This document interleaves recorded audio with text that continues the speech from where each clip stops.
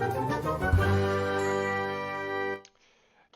you guys, it's Badger here, and today we are back at the little less good quality one. I'm sorry about that, though. Anyways, we're taking a look at the Switch controller. It's a Pro controller. It kind of looks like some sort of animal, like that. Triggers do look like ears or something. But yeah, it has some interesting grip. Buttons feel decent, and they have a good response.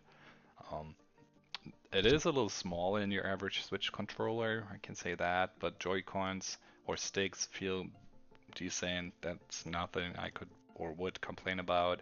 And all in all, it's pretty straight up and straightforward, feeling quite nice, gotta say. And it is a different approach of presenting a controller, the way it looks, so that's kind of neat to see as well. As you see, we did already connect here, so we can actually move around and do all this stuff.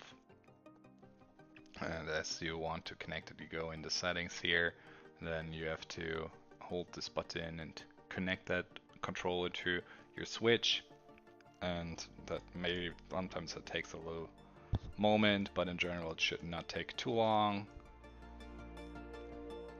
And then as you see, it is connected and you can actually start using it. So that is pretty straightforward, it's pretty easy to do. And yeah, when you're looking for a cheap alternative, this might be it. So that's all I can say today, and I want to keep things short, so that's gonna be it for today. My name is Badger, take care you guys, I will see you around in the next video, and until then, bye bye.